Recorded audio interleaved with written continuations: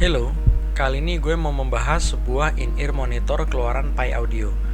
Mungkin merek Pi Audio masih asing di telinga kita, karena perusahaan asal Cina ini baru berdiri tahun 2014 dan baru mengeluarkan sekitar 4 jenis produk. Dan ini salah satu entry level produk Pi Audio, yaitu Pi Audio DR1.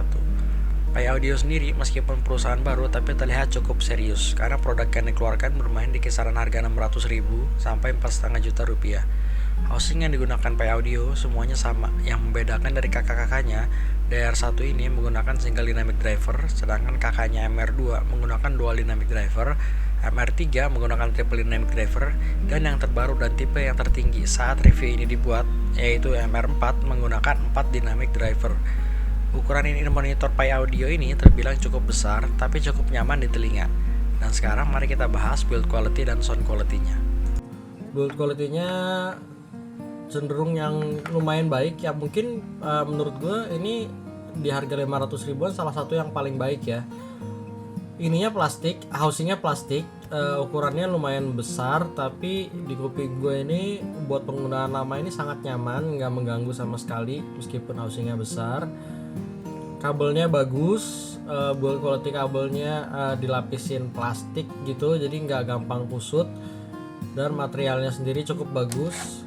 Jack konektornya udah gold plated dengan model L shape. Ini gue suka dengan yang model L shape gini.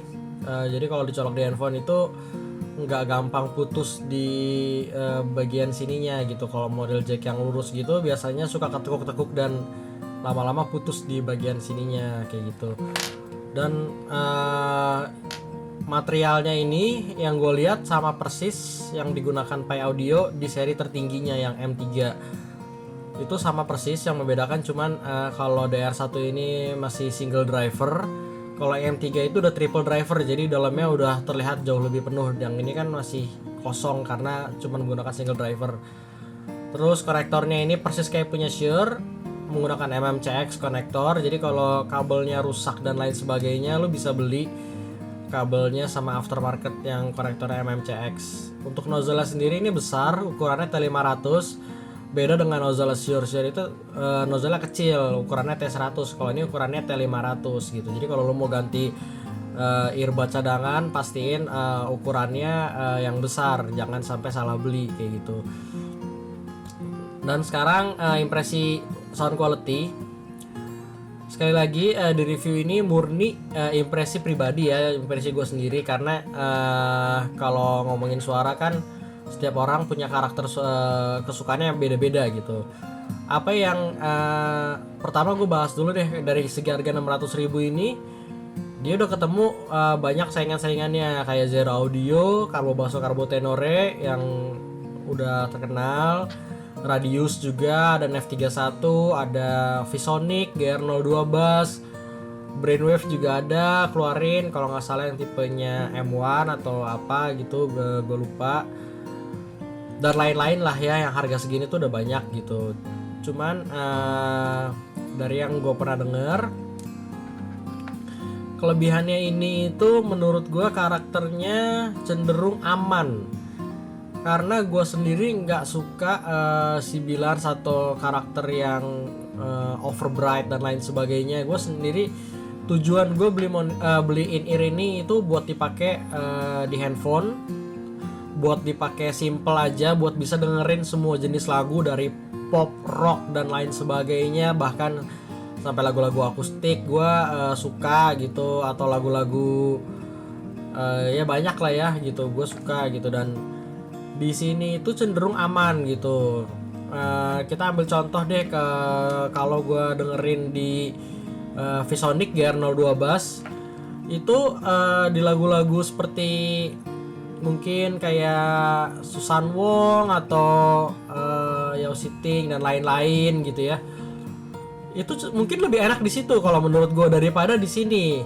Karena di GR02 Bass atau di Carbo Tenore gitu ya, vokalnya cenderung maju gitu, dan detailnya dapat dan lain sebagainya gitu. Kalau di sini itu vokalnya nggak semaju itu tapi nggak slide back itu gitu. Jadi mungkin gue bisa bilang kalau di kuping gue ya pas aja di tengah gitu loh. Tapi detailnya sendiri nggak sewah di ViSonic GR02 bass. Nah tapi di ViSonic itu dia menurut kuping gue kalau ViSonic dan kayak Radius F31 gitu-gitu nggak bisa cocok di semua lagu kalau menurut gua gitu, karena begitu gua setel lagu ke yang pop yang emang udah masteringnya udah bright, udah tajem gitu ya, udah sibilans kayak Ariana Grande gitu-gitu, di situ akan lumayan mengganggu di kuping gua. Sedangkan di sini aman banget gitu. Jadi ini tuh in-ear yang gue hampir nggak denger sibilan sama sekali di sini gitu. Karakternya warm, vokalnya tebel, detailnya pun masih dapat di sini, nggak menutupi detail gitu ya. Dan kalau soal ngomongin bass, kalau gue baca-baca di review luar banyak yang bilang ini buat bass head segala macam. Justru kalau gue ngerasa di sini kok bassnya nggak senonjok gitu ya. Jadi menurut gue bassnya normal aja gitu. Gue sendiri nggak suka bass head. Gue bukan tipe kuping yang bass head. Gue nggak suka bass yang terlalu over juga. Tapi di sini menurut gue bassnya sedang gitu. Bukan buat lu yang suka bass head dan gue nggak rekomen ini, enggak gitu. Bahkan untuk bassnya sendiri mungkin lebih deep di Radius gitu ya. Jauh pasti sama NHR11 itu jauh gitu. NHR11 itu bassnya sih bener-bener menurut gua nonjok banget ya. Kalau di sini bassnya biasa aja gitu loh. Kalau sama F31 juga ya masih mungkin masih lebih nonjok di F31 gitu. Cuman di sini karakternya bassnya sedang aja gitu. Jadi kalau lu mau nyari earphone yang aman buat semua lagu, dipakai traveling aman, terus lu bisa gonta-ganti kabel karena seringkali kan kita putus kabelnya dan lain sebagainya tanpa perlu beli baru ya. Ini sih salah satu rekomend dari gua gitu. Jadi kalau lu atau lu mungkin ngerasa kurang di sektor treble-nya, atau lu kurang ngecring atau kurang vokalnya segala macem, lu bisa cobain kabelnya yang silver karena ini masih pakai yang Cooper bawaannya ini gitu. Ya sekali lagi buat harga 600.000 ini bisa jadi salah satu pilihan yang cukup menarik. Lo bisa cobain langsung. Gue beli ini itu di daerah Arta Gading gitu. Ada satu toko di sana dan gue juga nggak sengaja belinya. Gue main dan gue ngeliat, terus gue cobain, ternyata cocok di kuping gue gitu. Ya ini paket pembeliannya sendiri dapat pouch kayak gini.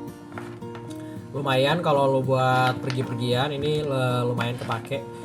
Paling itu aja review singkat dari gua. Jadi dengerin langsung dan ya biar lo bisa tahu apa ini cocok apa enggak buat lo.